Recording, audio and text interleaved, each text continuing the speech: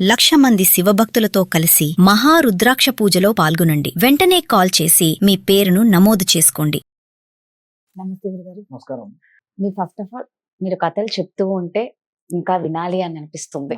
అందుకే ఇంకొక కథ కూడా అడుగుదాం అనుకున్నాను. ద్వారక నిజంగా అందరికీ తెలిసింది. కృష్ణుడి ద్వారక అనగానే కృష్ణుడు గుర్తుకొస్తారు. అంత ద్వారక అనేదే నిజంగా ఒక మనిషికి ప్రశాంతతన చూస్తేనే తెలియని ఆనందం వస్తుంది. అసలు ఎందుకు మునిగిపోయింది గురుగారు ద్వారక? ద్వారక అనేటటువంటిది కృష్ణుడు ఏలినటువంటి రాజ్యం, పట్టణం. అసలు ఈ ద్వారక సముద్రం మధ్యలో ఉంది. చాలా మందికి తెలియదు ఏంటంటే ఈ కృష్ణుడు చేసినటువంటి, ఎందుకయ్యా అంటే కృష్ణుడు స్థాపింపజేసినటువంటి రాజ్యం మీద జరాసంధుడు లాంటి వాళ్ళు, ఏకలవ్యుడు లాంటి వాళ్ళు, కొంతమంది రాజులు బాగా ఎక్కువ యుద్ధాలకు వచ్చి అంతా ధ్వంసం చేసి నాశనం చేస్తూ ఉండేవాళ్ళు ఎక్కువ భారతం శ్రీకృష్ణుడి యొక్క రాజ్యాన్ని. అలా వాళ్ళ నుండి ఈ తన యొక్క రాజ్యాన్ని రక్షించడం కోసం అని చెప్పి శ్రీకృష్ణుడు ద్వారకా పట్టణాన్ని ఏం చేశాడయ్యా అంటే సముద్రుడికి చెప్పి, ఆయన భగవంతుడు కదా, శ్రీకృష్ణ సాక్షాత్ పరబ్రహ్మ, కేవల పరబ్రహ్మ స్వరూపం కదా, ఆయన ఏం చేశాడయ్యా అంటే విశ్వమయ బ్రహ్మతో చెప్పి సముద్ర మధ్యంలో ద్వారకా పట్టణాన్ని ఆర్కిటెక్చర్ కట్టించాడు. అక్కడికి వెళ్ళాలి అంటే సముద్రం నుంచి వెళ్ళాలి. ఆ ఊరు వాళ్ళకి తప్ప వేరే వాళ్ళు ఎవరికి ఆ పాస్ ఉండదు. అలా ఆర్కిటెక్చర్ చేయించాడు ఆయన.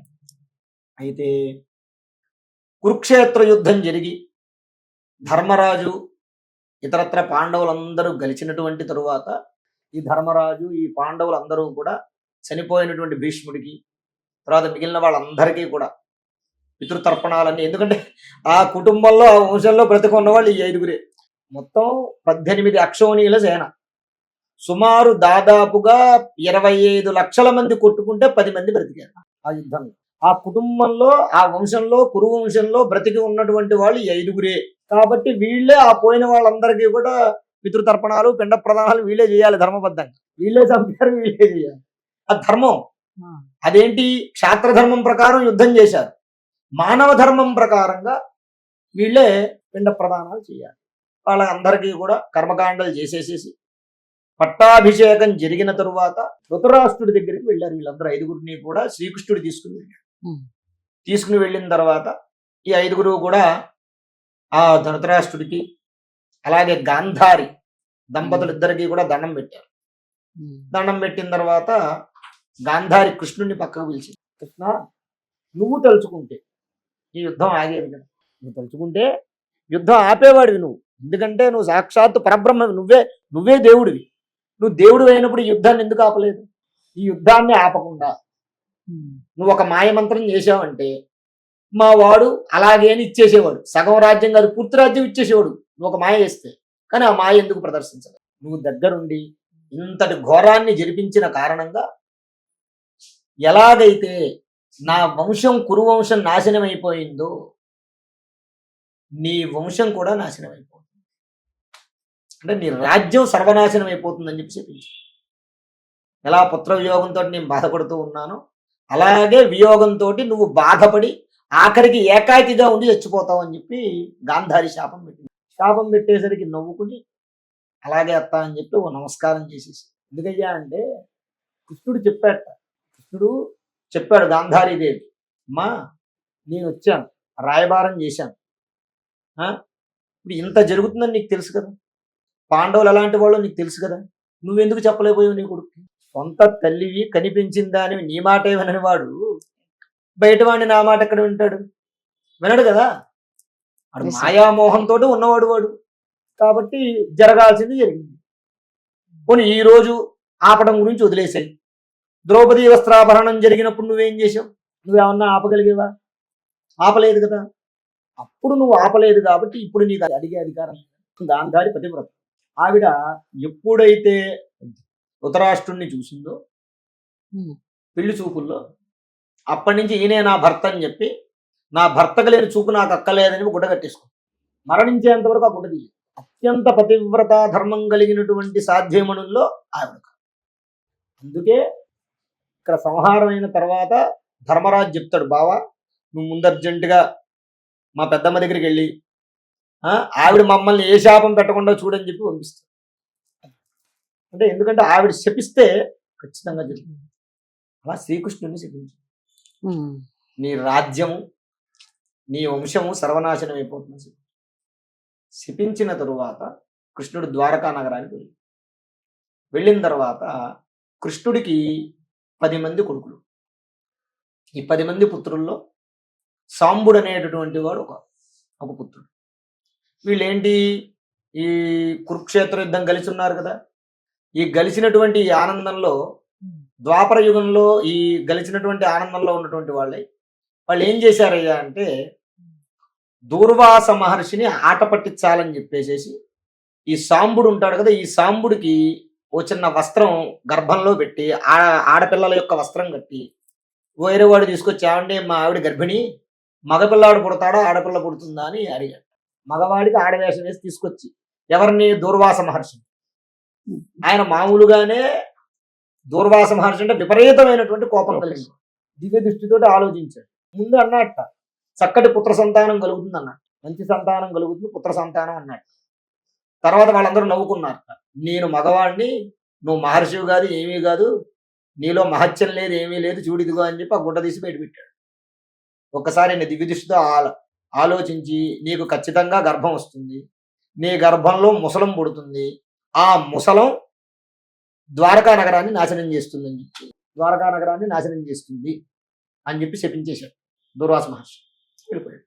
ఎప్పుడైతే ఈయన వెళ్ళిపోయాడో, ఈయన వెళ్ళినటువంటి 10 నిమిషాల లోపే ఈ సాంబుడికి గర్భం రావటం, ఆ గర్భం నుంచి ముసలం అంటే ఏంటయ్యా అంటే రోకలి బండ పుట్టింది.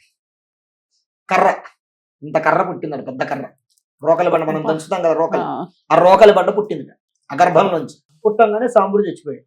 ఈ రోకల్ని తీసుకుని వెళ్ళి బలరాముడి దగ్గరికి తీసుకెళ్ళాడు. ఇలా శపించాడు దూర్వాస మహర్షి, ఇలా జరిగింది, ఇలా జరిగింది. వెంటనే ఓ పని చేయండి, ఇది గనక ఇలాగే ఉంటే ఖచ్చితంగా ఏదో ఒక రకంగా నాశనం చేస్తుంది, ఓ పని చేయండి, దీన్ని అరగదీసి సముద్రంలో కలిపేయండి అన్నాడు.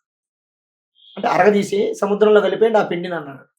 వీళ్ళు అరగదీసి ఎంతసేపు అయినా అడగట్లేదు. అది ఆఖరికి సన్నగా 1 అంగుళం మందంలో పొడుగ్గా అరిగింది.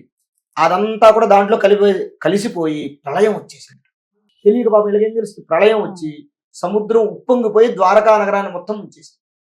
మొత్తం ప్రజలు, ఆ ద్వారకా నగరంలో ఉన్నటువంటి ప్రజలు మొత్తం అందరూ కూడా మొత్తం సముద్ర గర్భంలో కలిసిపోయారు. కృష్ణుడు బలరాముడి దగ్గరికి వచ్చి, నీ అవతారం చాలించేసే వెళ్ళిపో అని చెప్పాడు. అనగానే బలరాముడు ఎవరు, ఆదిశేషు స్వరూపం. వైకుంఠంలో ఈ విష్ణుమూర్తి పడుకునేటువంటి ఆదిశేషుడి యొక్క స్వరూపం బలరాముడు. వెంటనే ఆయన శరీర త్యాగం చేసేసి జ్యోతి స్వరూపంలో వైకుంఠానికి వెళ్ళిపోయాడు. ఎవరు, బలరాముడు. మొత్తం అందరూ చనిపోయారు. ఇంకా ఈయన ఏం చేశాడు, ఆఖరికి వెళుతూ ఆ ద్వారకా నగరం దగ్గర ఆ సముద్రం పక్కన ఒక అడవి ఉంటే ఆ అడవిలో తుప్పల్లో పడుకుని కాలు మీద కాలేసి ఆలోచిస్తూ కూర్చున్నాడు. ఈయన మొత్తం సర్వనాశనం అయిపోయింది, ఇంకేమీ లేదు, ఇంకా ఏమీ లేదు. అయిపోయేసరికి ఈ గాంధారి శాపం పెట్టింది. ఆఖరికి నువ్వు ఒంటరివాడివే ఏకాగ్గా చచ్చిపోతావు అని చెప్పాడు. ఇప్పుడు ఈ సగం అరగదీసి, అంగుళం అరగదీసి సముద్రంలో వదిలేశారు కదా, అది ఆ వదిలేసింది సముద్రంలో ఒడ్డు కొట్టుకొచ్చింది. దాన్ని అడవిలో వేటగాడు ఒకడు దాన్ని తీసి దాన్ని బాణం కింద ముళ్ళులాగా చెక్కాడు. వాడు దొరికింది, వాడికి మనం తయారు చేయకుండానే వాడు దొరికింది ముళ్ళు అనుకున్నాడు. బాణం చక్కగా ముళ్ళులాగా చెక్కి దానికి ఏదో ఏర్పాటు చేసి దానికి అంత విషం అది రాసి అన్ని రాసి పెట్టి, ఎక్కడైనా జింక కానీ లేదా ఏదైనా దొరుకుతుందేమో చూద్దామని చెప్పి సరిగ్గా గురి చూసి పెట్టుకుని తిరుగుతున్నాడు అడవి అంతా. ఈ తుప్పల్లో ఈ మొక్కల్లో మధ్యలో ఈయన ఏం చేశాడు, మొత్తం అంతా చుట్టూ లతలు చెట్లు అన్నీ ఉన్నాయి. ఈ మధ్యలో ఈయన ఏం చేశాడంటే లోపల కూర్చొని కాలు మీద కాలు ఊపుతున్నాడు, పొదలు కదులుతున్నాడు. ఇక్కడ ఏదో జంక్ ఉందని చెప్పి కొట్టాడు. కొట్టేసరికి ఆ బాణం వచ్చి ఈ కృష్ణుడి యొక్క బొటన వేలు తగిలింది. వెంటనే అబ్బా అని అరిచాడు. వెంటనే ఈ వేటగాడు వచ్చి చూశాడు, అరే కృష్ణుడు అని, స్వామి తప్పైపోయింది క్షమించు అంటే, ఇది కర్మఫలం లేనాయన, నువ్వు కంగారు పడకు. ఈ కొట్టిన వేటగాడెవడు, త్రేతాయుగంలో రామాయణంలో వాలి, ఆయన చెట్టు నుంచి కొట్టాడుగా, ఆ వాలి ఇంకో జన్మెత్తి ఈ వేటగాడుగా పుట్టి ఈ జన్మలో ఈయనకి కర్మఫలం. భగవంతుడు కూడా మనిషి పుడితే గత జన్మలో చేసుకున్న ఫలాన్ని అనుభవించాల్సిందే. కాబట్టి అలాగే చెట్టు చాటు నుంచి బాణం పెట్టి కొట్టాడు. కృష్ణుడు అవతార పరసమాప్తి జరిగింది. అలా గాంధారి శాపం వల్ల ద్వారకా నగరం అంతా సర్వనాశనం అయిపోయింది. కృష్ణుడి యొక్క కులం అంతా కూడా వంశనాశనం అయింది. కళ్ళకి కట్టినట్లు చెప్తారు గురుగారు. ధన్యవాదాలు. శ్రీ మహాగణాధిపతయే నమః. ఆరోగ్యము, ఐశ్వర్యము, ఆనందము, ఆర్థిక లాభం ఇవన్నీ కలగాలంటే ఆగస్టు 11వ తారీఖు మంగళవారం రోజున మేము నిర్వహించేటటువంటి 1,00,000 రుద్రాక్షల పూజలో పాల్గొనండి. పరమేశ్వరుడి యొక్క అనుగ్రహం వల్ల సర్వ విధములైనటువంటి కష్టాలు నివారణమై ఐశ్వర్యాలు కలుగుతాయి. 1,00,000 రుద్రాక్ష పూజలో పాల్గొనేటటువంటి వారు స్క్రీన్ మీద స్క్రోల్ అవుతున్నటువంటి నంబర్లకు కాల్ చేసి రిజిస్ట్రేషన్ చేసుకోగలరు.